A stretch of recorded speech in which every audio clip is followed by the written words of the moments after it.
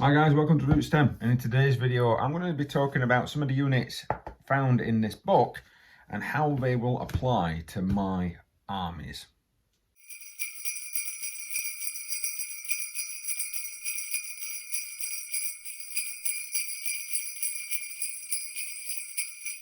So thanks very much for joining me.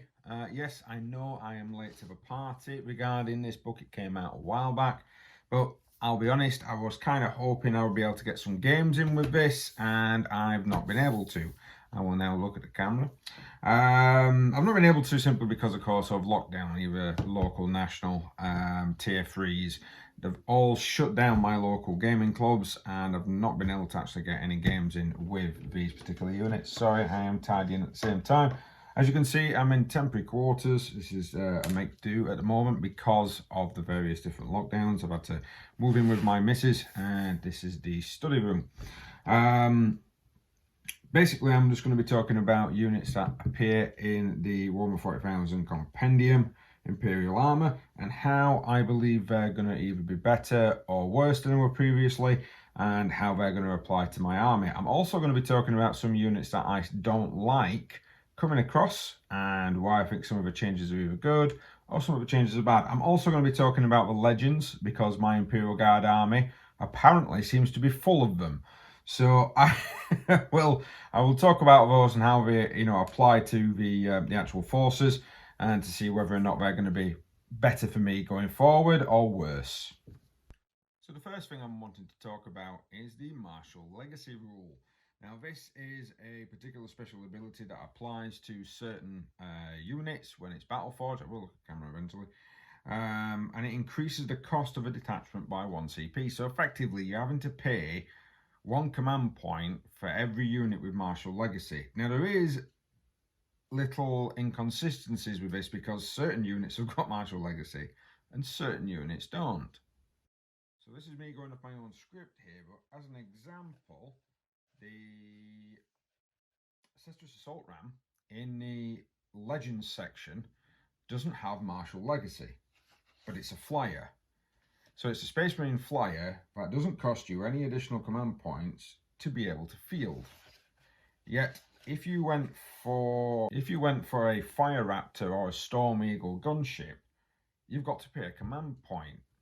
I don't know if that's been errated by the time of me recording this, or whether or not that has changed, but that does feel a little bit inconsistent if all the rest of the flyers that you can take all cost you a command point, but then the Legend flyer that you can take, the Cestus Assault Ram, doesn't cost you anything.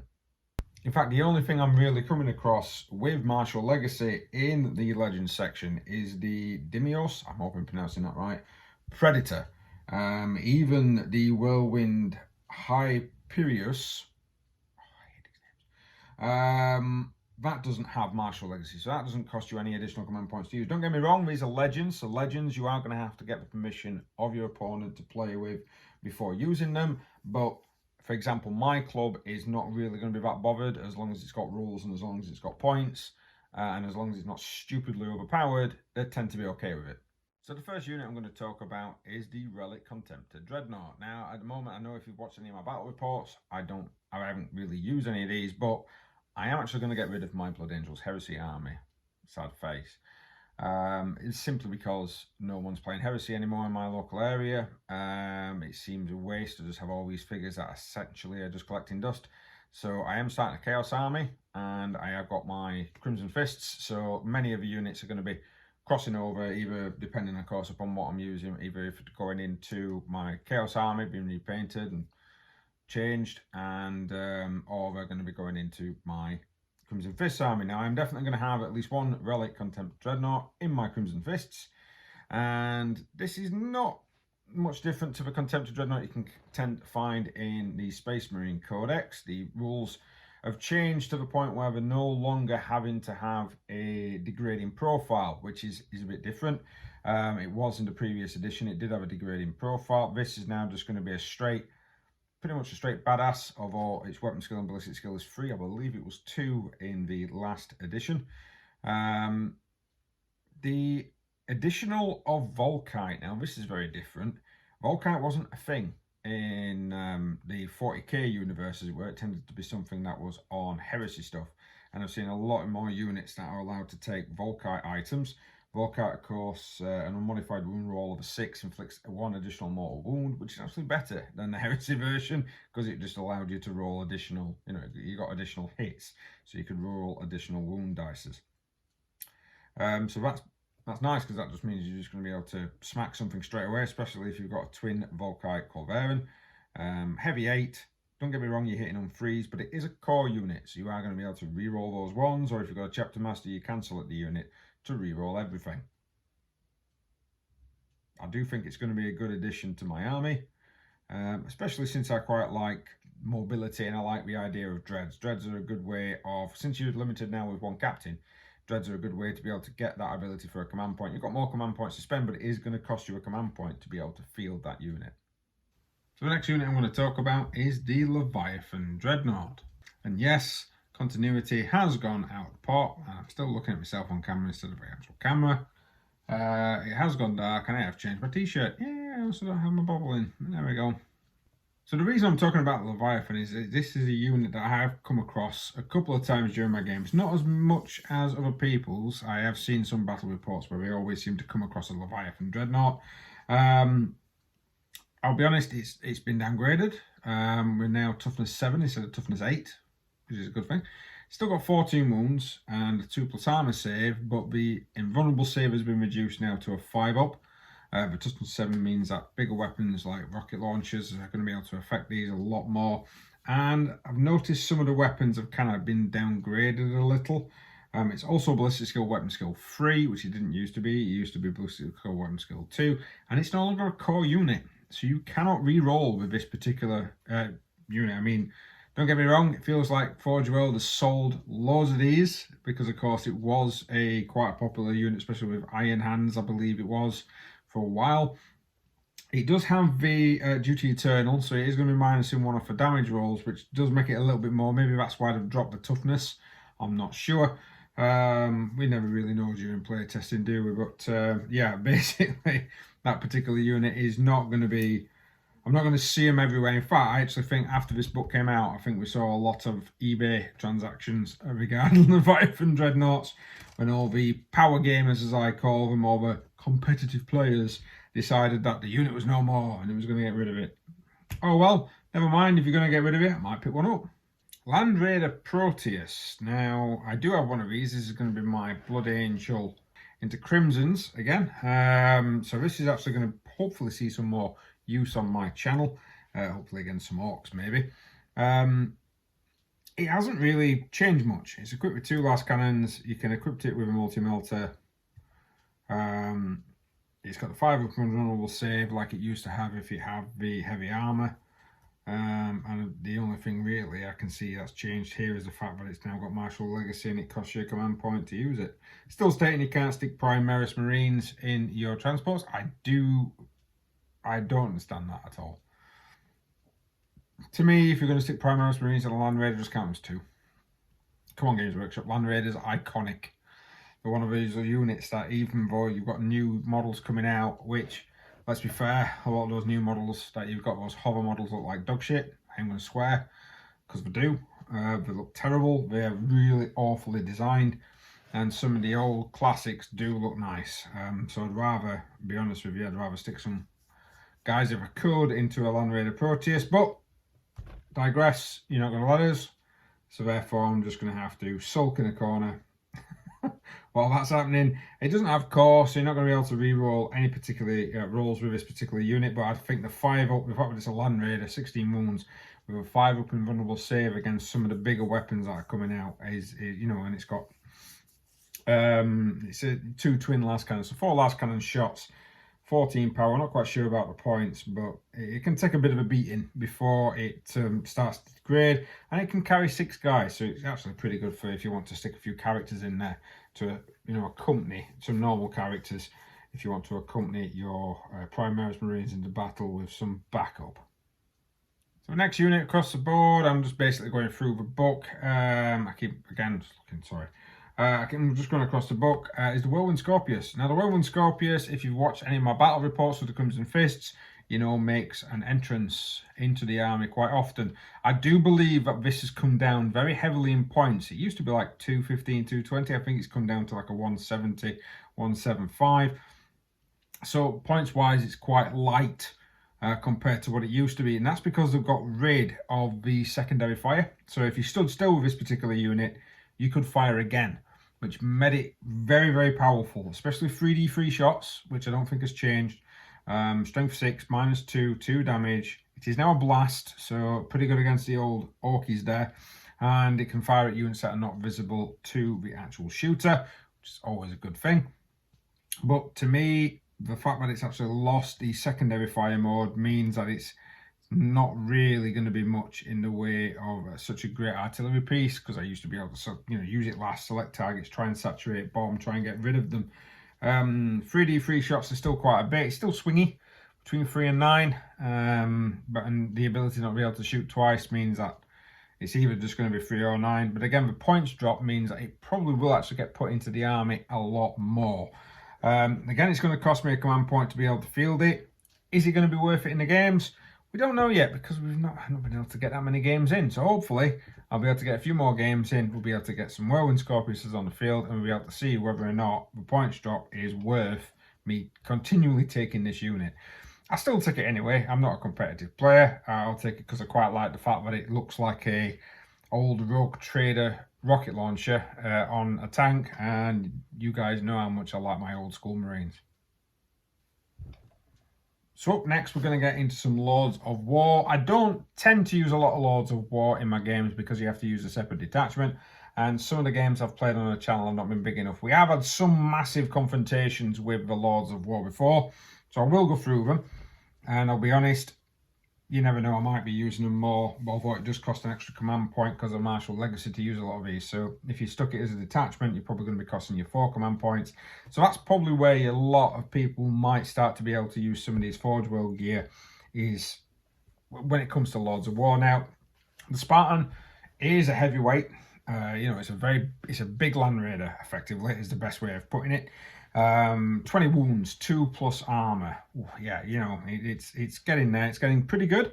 I think they've upgraded the laser destroyer. I'm sure that just used to be a heavy 2, and they've upgraded its damage, so it's D3+3, which is nice if you've got laser destroyers. I haven't. I've got quad las cannons because I like rolling 8 dice and watching my opponent's face as I hit with nearly all my dice. Again, lost a core, so you're not going to be able to do many rerolls, but I can't remember. I'm probably going to have to check my Space Marine Codex whether or not Chaplain can pass off his abilities to non-core units. I don't think he can, but if he can, then that'll be a 2-up save, but probably not.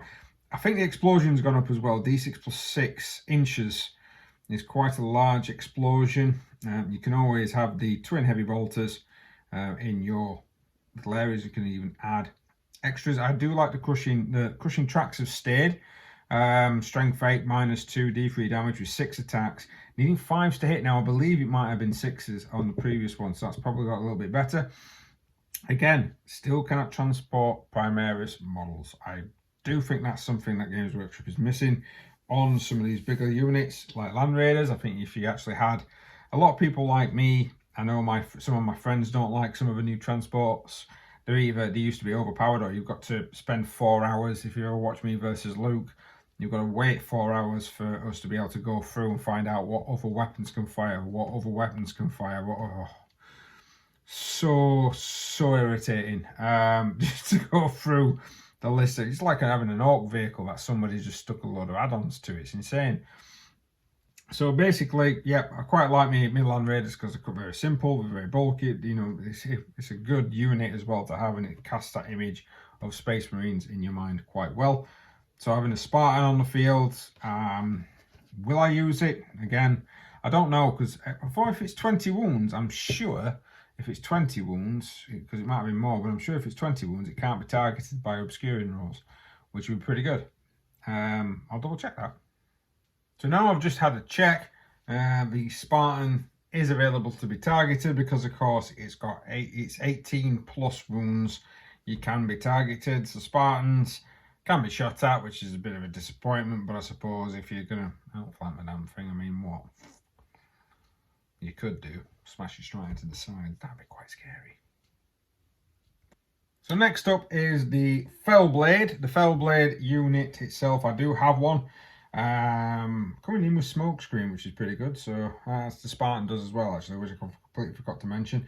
26 wounds, toughness of 8, with quad las cannons, crushing tracks, heavy bolters, demolition cannons galore. I always like a good demolition cannon, and especially now they've upped the actual shoot rate and damage and giving it blast. And then you've got the Fellblade Accelerator Cannon. Now, the Fellblade Accelerator Cannon is going to be lovely to use, I think, every now and again. AE shells, going to be able to rip apart some targets with those. Quite nice. 14. So 3's on majority of the larger targets, 2's on lighter tanks, and a straight 6 damage. So against a Leman-Russ battle tank, if you got 2 hits and 2 wounds, it will be dead. HE shells are quite good with the blast, 2d6 shots, so a bit swingy.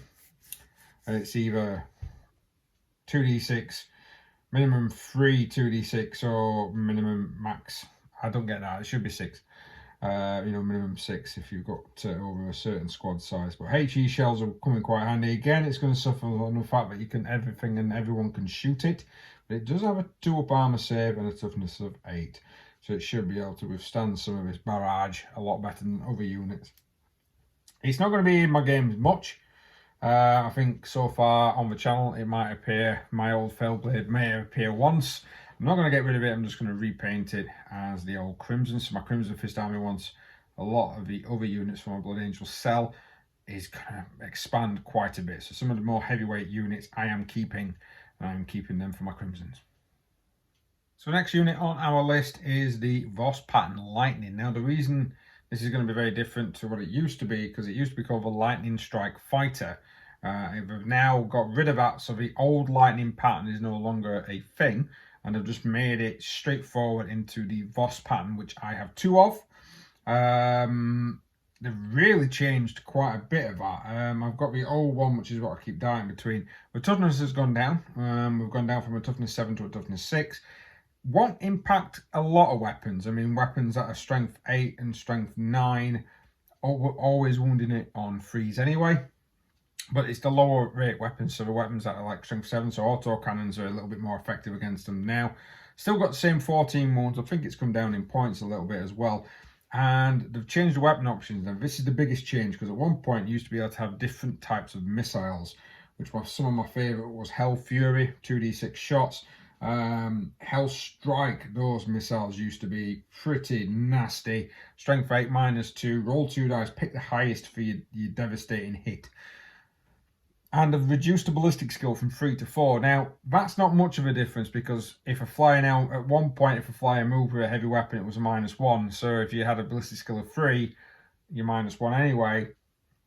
You know, you were still hitting on 4s when shooting at a ground target. Hitting on 4s to shoot at ground targets regardless.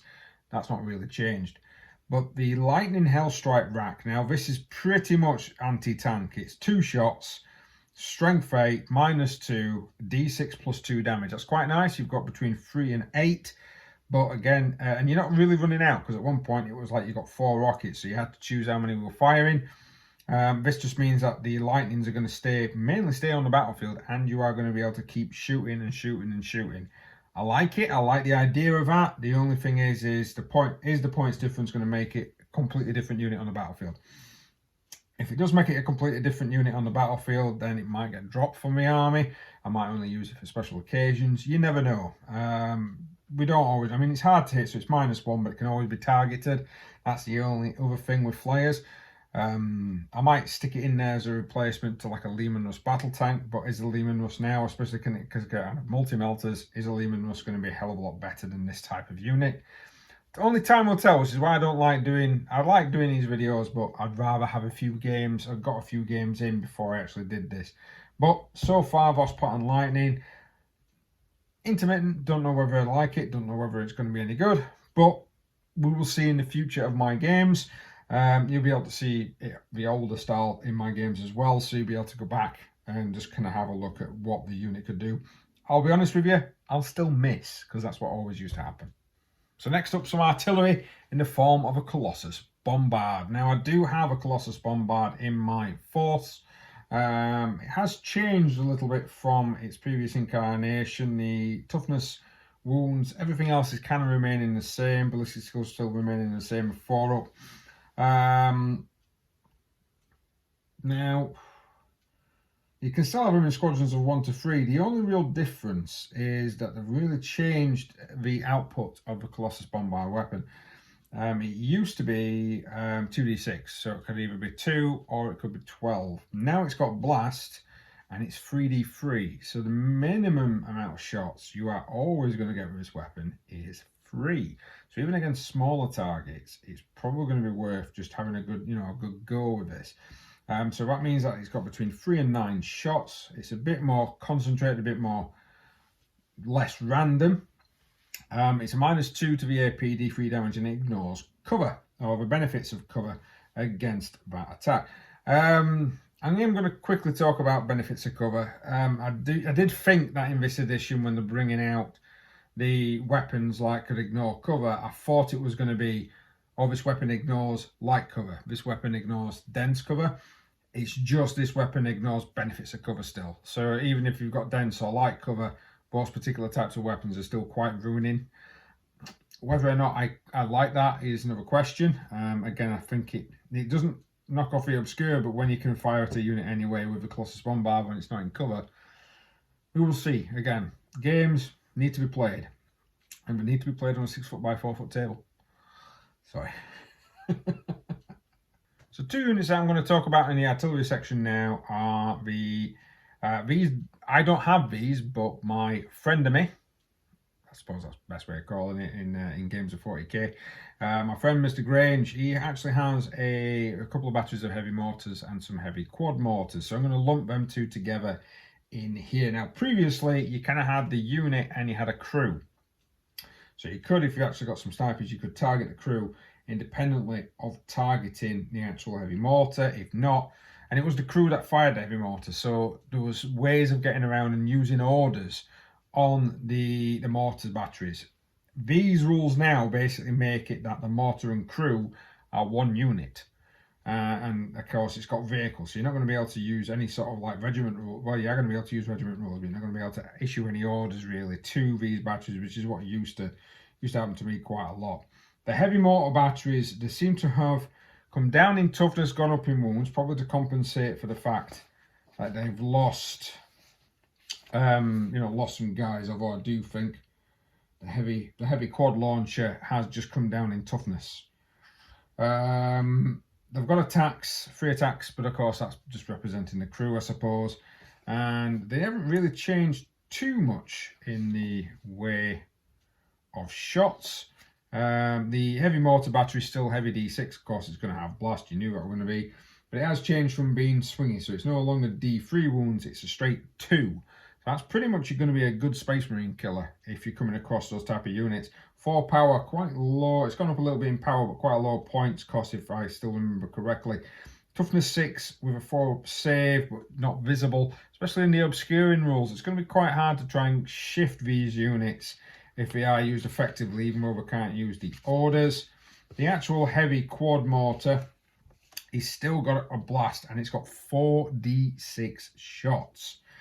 Firing at targets not visible. That is an insane amount of shots there that can be fired onto. I mean, if you're firing against a large mob of orcs, they're just going to die. They're just going to disappear under a fuselage of fire, even forced to hit. Strength 5-1, it's still gonna, if you're KDing, you're re-rolling 1s to hit as well, that's still gonna do quite a lot of damage to large mobs. So if you're going against guard, try not to be in smaller units when you could get mobbed by infantry. It's all the good swings and roundabouts, I think, in the new game. It's like risks and rewards, depending of course upon who you're playing against. So as I keep going on about, I am going to be collecting a Chaos Army, perfectly Iron Warriors. Because of course, I need an opposition to go against my Imperial Crimson Fist force. I'll get it right eventually. And a lot of my old, I've actually got some second-hand units as well that I've bought off a friend. That's going to be putting into this Chaos Force. One of them is going to be a Sickerin battle tank.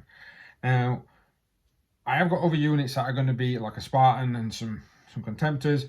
I'm not going to talk about those in the context of my Chaos Force, because they are effectively near enough the same thing. In the Imperial side to the Chaos side, a little slight change of the rules, but not much to really go into. Sicaran I didn't mention in the Imperial, so I'll actually mention this one now on the Chaos side of things. So basically, the Sicaran is a really fast unit. It's still very fast. It's still toughness 7. It's still got 14 wounds, so it can still be hidden, and it can be hidden quite well. But the 2-up armor save makes it incredibly tough and quite hard to bring down. And the actual auto cannon is a heavy 6. Now I don't know if that's gone down a little bit. It might have done, but it is strength 7, -2 and 3 damage. That's going to ruin quite a lot of Space Marine units if you can swing around and get some good shots in there. It can also be hidden quite well. The movement of 14 is really going to help shift that unit about on the battlefield. The only problem is if it does explode, it is a 2d6 inch explosion, so it could either be 2 inches or it could be 12 inches. I'm not quite sure why that is. Maybe the would have expected that from the Venerator, but I think they've just put that onto all the Sicarans, if I'm completely honest with you. Another unit that's going to be appearing in my Chaos Force is going to be the Chaos Fire Raptor gunship. Now, the Chaos Fire Raptor for me is it's 18 wounds. 3-up armor save. I know it can be targeted, but it is still going to be -1 to hit as long as it's airborne. You can make it into a hover jet if you want to, which is always a good ability with a lot of the Forge World or even Space Marine craft. But it's the fact that you can have quad heavy bolters, which is 12 shots. I like the idea of that. Quad heavy bolters. And the Avenger bolt cannon as well, which is going to be 10 shots at strength 6, -2 and 2 damage. It's going to rinse normal Space Marine and Primaris squads. The 2 Hellstrike launchers on there as well are going to be really good against aircraft, because they do actually get a +1. But there's no mention that they get a -1 when targeting ground targets. So even strength 8, -3 and 3 damage, that's still going to be pretty good when targeting a ground unit, to be honest with you. 2 shots, maybe accompany it with a quad heavy bolters and the Twin Avenger bolt cannon. You're just going to rinse. If you get some good hits and some failed saves, you're probably going to rinse. Again, it's one of them where on paper you think, oh, well, I could probably survive that. And then you start playing the game and you start playing with it and you're like, oh, maybe I can't. Maybe that is going to cause quite a lot of damage. I'm not sure if the twin held forged autocannons are going to be much of a choice with that. I don't know. I can't, because it's at the War Games Club and I can't get access at the moment. Not quite sure what weapons the Fire Raptor has actually come armed with. I'm hoping it's the heavy bolters rather than the autocannons, because, yeah, 2 quad heavy bolters at 12 shots. Oh, yeah, it's going to put a dampener on a few people's days, that, to be honest. Now we're getting to some of the winning units, I think, in this book, and it's for some of the Xenos races, particularly my Eldar. And the reason I'm saying that is because looking at these, you don't have to pay any command points to be able to use any of the Eldar units in your army. It's quite straightforward. You're pretty much going to be using any of them. And I have seen a lot of people mention the links now on the website, you know, on there, or show me your links as, let's see some painted links. I do have a links. I've not really used it on the game because it wasn't that great. But by the looks of it, the new rules for the links make it amazing. So yes, because of that recommendation, I'm going to be looking at the links first. So I'm going to go straight in. We're going to have a look at the links, since this is the most popular unit for new Eldar players. Well, not new Eldar players, but new sort of like most popular unit at the minute. Now, I'll be honest, it actually has a lot more advantages than its previous incarnation, and it's come down a lot in power. It was more equivalent to possibly using a small super heavy, if I'm completely honest, than it was using the unit as it used to be. It has lost the ability to be a flyer. It was more of a bit like an aircraft, which he's actually lost little bits of that, but they kind of put it on in different ways. Now, I'm probably just rambling. It has lost a weapon as well, if I'm completely honest, and it's lost a mode to one of its weapons. So the Lynx Pulsar used to be used to have saturation salvo. Now the saturation mode used to be a heavy 2d3, strength 7, -3 and d3 damage. And of course the salvo mode used to be heavy 2, strength 12, -4 and d6 damage. Now it's heavy 6, so that's a lot more shots. It's heavy 6, it's strength 9, it's AP -3 and straight 3 damage. So that's going to be able to rinse quite. It's kind of like a halfway house between both abilities. And of course it's got maximum number of shots. Start sticking things in like Spirit Stones and Crystal Targeting Matrix, it's going to do the business. It's also got this. They've also changed the rules for distortation fields, which is now just a 5-up invulnerable save against attacks, against ranged attacks, which I wholeheartedly endorse because it was really annoying with some of the other vehicles that, oh, it's my first turn, I've not moved, therefore I can be shot to death and not get an invulnerable save. It's moved on to the battlefield, surely you get saved? No, apparently not. No, they've just changed it to a 5-up against ranged attacks, very similar to what Knights would get in this particular edition now. And it's also got what's called Speed of Val, which means that if it advances, don't make an advance roll. Instead, till the end of the phase, add 12 inch to the movement. So if you're sticking that with some Crystal Targeting Matrix, that's going to be a pretty devastating unit. You're going to be able to move across the battlefield, what, 30 inches? To be able to hit something with the Lynx Pulsar. Don't get me wrong, going around the sides and rears of tanks anymore is not really that much of a benefit or a bonus, but it's still good to be able to move at such a high rate. So next up is one of my favourite Fire Prism alternatives. So rather than taking a Fire Prism or possibly taking this lad, is the Warp Hunter. Now I've got one. I think it's an amazing unit.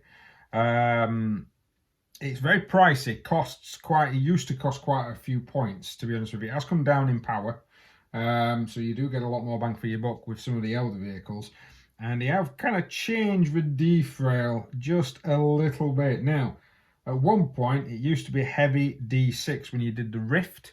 So it was either 1 or 6 hits, depending. Now it's just a straight heavy 3. So you're not even rolling the dice. It's like, no, I'm just going to hit you 3 times automatic. If something's in close to you, like in the new game, it's just going to be 3 automatic hits. Especially if you go against a character, it's 3 automatic hits, you're dead. And especially if something is trying to charge you, it's always a benefit.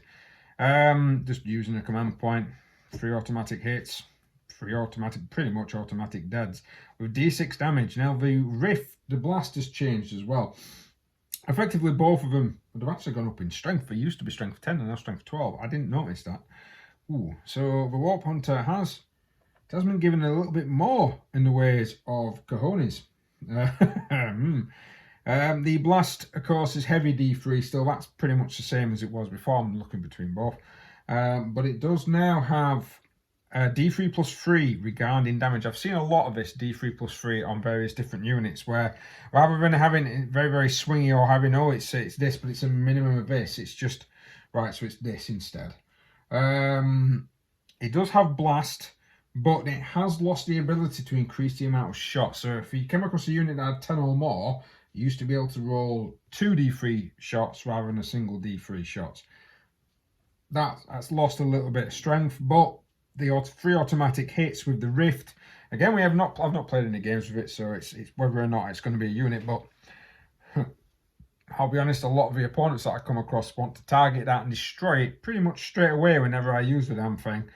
So hopefully I'll be able to get it in some games. I don't get to play my Eldar a lot on my channel because I'll be honest, they are quite old and a lot of them need repainting, but the Warp Hunter probably gets used quite a lot because it is a new looking unit. Another unit that will probably make more sense and people will see it more is now the Wraithseer. Now, the Wraithseer now is a heavy support choice. It used to be a HQ choice, which in the modern game, you kind of want to not have loads and loads of detachments anymore. You want to, especially with Eldar Command, at the moment, talking about the Codex that was out in 8th, a lot of the better powers or command stratagems for Eldar armies tend to cost about the 2-point level rather than the single 1-point level like it does for a lot of others. So you tend to you want to keep those command points. Also, none of the Eldar units, again, described cost command points to use. Always a benefit. Wraithseers are now heavy support, so you're not losing those valuable HQ choices You can still keep them for your individual warlocks, but they have gone up. They have become better. At one point, they were kind of like a buff to Wraithguard armies. So they had 3 psychic. They could either have smite or one of the 3 psychic powers. I think actually I think it had access to all of these, to be honest with you, but it could cast one, and they all affected, pretty much just affected Wraithguard, Wraith Blades, Wraith Lords, and they didn't really affect anything else. They've kind of got rid of that. They've just said it's a Psyker, it can manifest 1 psychic power, attempted an I1, it knows smite, and 1 psychic power from Runes of Discipline.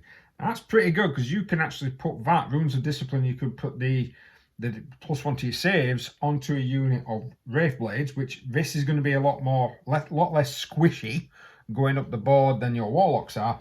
And then, of course, you can add that to your Wraith Blade unit, making them a 3-up invulnerable save, because it does affect all saves, that particular psychic power.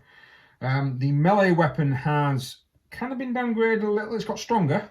So it's now strength 9, but it's AP -3. But again, you've got that ability of D3 +3. So it's a minimum of 4, maximum of 6. So you're guaranteed so many different... So you're guaranteed different things in that, you know, guaranteed a bit more of a better damage. That's what I'm trying to say.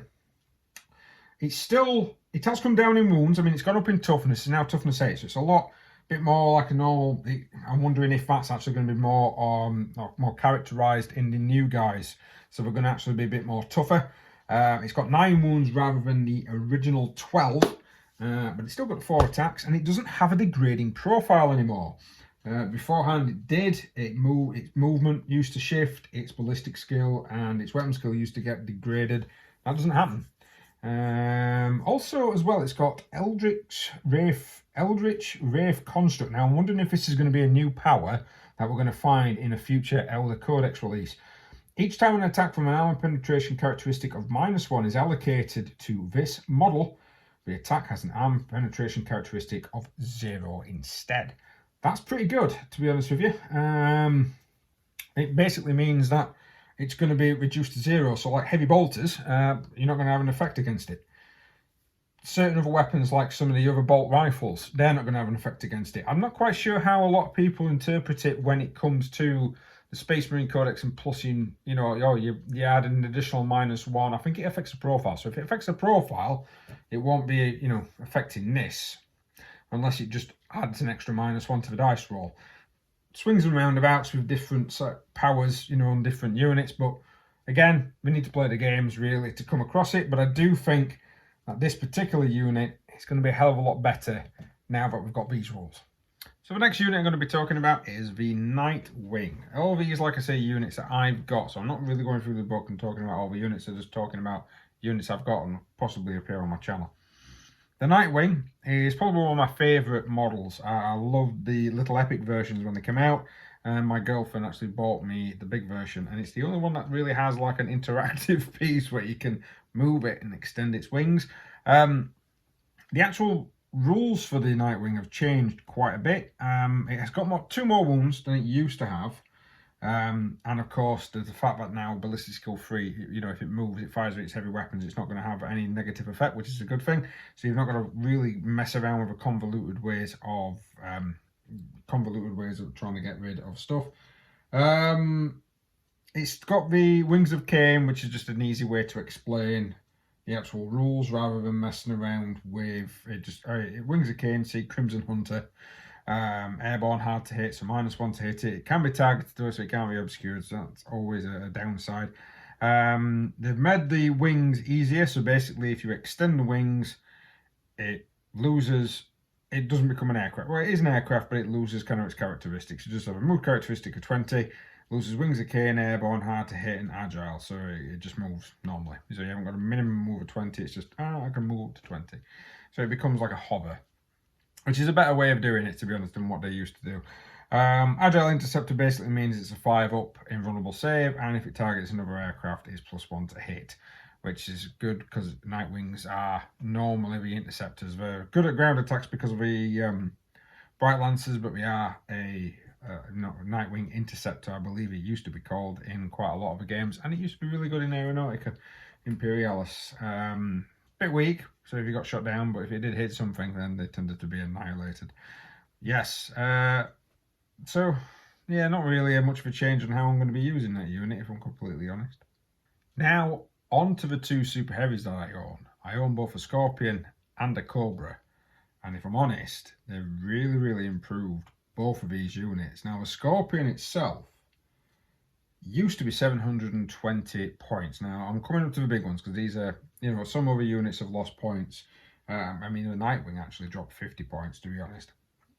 But the Scorpion has gone from 720 points, roughly, sometimes depending, of course, upon which editions, to 515. That is a massive drop. That is a considerable drop. Making it more towards the points of a Knight unit rather than it being more towards the points of a small Titan. It's now got the distortion field, so 5 up invulnerable save against range attacks. It's a hover tank, but it can't fall back from units, and it can't fall back. So it's got the fly keyword, but it's not got the fly keyword as in it can fall back and still shoot. So that is a downside. But don't get me wrong, the Pulsar is a hell of a lot better than what it used to be. So the twin Pulsar, well, maybe no, I don't know. The twin Pulsar used to be 4d6 shots. That's quite a lot of shots, but again, very swingy. I don't think I got that many shots off, if I'm completely honest. Any wound rolls of a 6 just used to cause 6 damage instead of 3. It was just such a random amount. I think it used to be d6 and they changed that to 6 instead of a 3. It was either really good or really bad. Now they've just made it heavy 12, strength 12, -4, 3 damage, which it's a twin Pulsar. It's still only going to be 12 shots, not 24 shots. It's only going to be 12 shots. But the massive points decrease means that this is a unit that I would look at possibly taking. It will cost me 3 command points because, of course, you've got to take a super heavy detachment. But the Scorpion, with a guaranteed 12 shots every turn, is going to be a hell of a lot more deadly to, say, for example, an opposing Knight or even opposing battle tanks than something that could either fire 4 or fire loads of shots if need be. I believe the maximum will be 24 if you manage to roll 4 6s. But again, you're not going to roll that many. On average, you probably are going to just roll about 12. I like it. I like the fact that it's just gone for a straightforward, here you go, this is what you've got. You can still stick the heavy weapons on it. You can still have the vehicle equipment list. So you can still stick your Spirit Stones on, which I'm guaranteed everyone's going to be doing, which is probably where I get the 515 from. But yeah, because of the huge points decrease, it's now worth actually taking, even in a 2,000 point game. Because at one point in a 2,000 point game, you wouldn't even consider it. So like all these people taking huge, 2,000 point game, we're going to take some Baneblades. Take a Scorpion, see how they feel about that. Now onto the Cobra. Now this has rarely made it onto my channel, but I do think the fact that it's dropped from 610 to about 470 points, including an Eldar missile launcher and the Spirit Stones, it's probably going to make me pick this quite often. The weapon has gone from, heavy d6 shots to 2d3, so you're guaranteed at least 2 shots with this particular unit. Still 3s to hit. Actually, it used to be 2s to hit, but of course minusing the 1 when it used to move meant that you were still hitting on 3s, and he always moved the Cobras because if you didn't move it, you didn't get a distortion field save. Whereas now you're getting a 5-up distortion field save every time. Now the changes to this is it used to be heavy d6, strength 16, it's still strength 16, it's still only 36-inch range, still -5, so it's a pretty good punch. The damage used to be 2d6, so it could be anything from 2 to 12. Now it's straight 6, it's just straight 6. And it used to be if you rolled a 6 to wound, it would inflict d3 mortal wounds in addition to any other damage. That has now changed to a 4-up. Unmodified wound roll of 4-up, may I add, but a 4-up. So strength 16, even toughness 8 units, you're going to be wounding on a 2. On a 4-up, you're causing not only the 6 damage, but a D3's worth of mortal wounds on top of that as well. That is, it's lovely, is the best way of putting it. Don't get me wrong, if it does get destroyed on a 4-up, it explodes, and any unit within 2d6 suffers d6 mortal wounds. So I'd be tempted just to charge it headlong into my enemy. Let them deal with it. 400 points worth of Gretchen unit just running straight towards your enemy, letting them just smash it with as much heavy weapons as it possibly can. I mean, it's toughness 8, it's 26 wounds. 3-up, 5-up in run. It's a knight, so you've got to use the same sort of firepower as you would do against a knight to be able to take the thing down. But the dealing impaler, the fact that it's the heavy 2d3, stick a couple of psychic powers on there, and you're laughing. If I'm completely honest, that would ruin various different units. If you could try and get it through, get a couple of shots. I mean, on average, what, you're going to get 4 shots? Probably 3 hits. Majority of that will be wounds, so say all of them wound because it's 2s, especially against a knight. Fails a couple of saves, but if you get the 4-ups, then you can ruin the D3 damage. Yeah, you could ruin someone's day, I think, with that particular model. Maybe only use it against people that you don't like. Again, it needs to be used in the game. So I'm saying all this, and then we could actually field it. And once I field it, it could be the worst unit anyone's ever come across. So that's it for me talking about my units from the Warhammer 40,000 Compendium. These are the units that I'm more than likely going to be making an appearance on my channel at some point, unless I change the edition. We've lost pretty much a good chunk of a year due to the COVID situation. Hopefully, I might be able to get my gaming situation sorted very soon, so we can actually get some games recorded. That might be a couple of months down the line, but hopefully the club will be opening back up, and then we'll be able to get some games in. As you heard, I'm probably not going to be doing any Heresy games anymore, simply because there's nobody playing it in my local area, which is a shame. Quite like Heresy. Heresy's nice to do. It's fairly balanced when you're playing Space Marines versus Space Marines. Some of the rules can make it a little bit like towards one, but generally you're normally going to get a good balance for it. I'm not going to get rid of my Sanguinus figure, and I'll probably still paint some Blood Angels every now and again for the channel. But by and large, I'm going to be effectively putting majority of that Blood Angels, possibly because it's Mark III armor, probably into my upcoming Chaos Force, and look out for it maybe on eBay. We have a small base, so just be careful on that small base club. As everyone, a small table club, small base club. But hopefully, I'm going to now go over in a new video. I'll go over to the legendary units and talk about the ones that are now going to be applied to my army. I am going to be using legendary units in my games. I'm not going to exclude them because they are a large, especially my Imperial Guard, it's a large part of my Imperial Guard army. So yeah, check that out once the video has been released. Thank you very much for watching. Please like, share, subscribe, hit that notification button if you want to see more. Hopefully, battle reports will be coming back to the channels very soon, and we'll have, I've got my regular painting videos that go out there, which I really do need to start sharing more. But if you are wanting to see some Blood Angels being painted, some Crimson Fist being painted, some Eldar Beltan being painted, I think I'm going to go and do a video of me doing all of my vehicles, because at the moment I seem to be doing big batch paints. Watch out for, I've got the Dark Angels one on there, I've got a Crimson Fist one as well, there's an Imperial Guard one, how to batch paint a lot of Imperial Guard, which I think is nice at the moment. If people are at home and we can get it done, you can get stuff ready for when the clubs reopen, ready for when you can get back into your gaming scene. That's going to be corking. Well, thanks very much. We'll see you next time.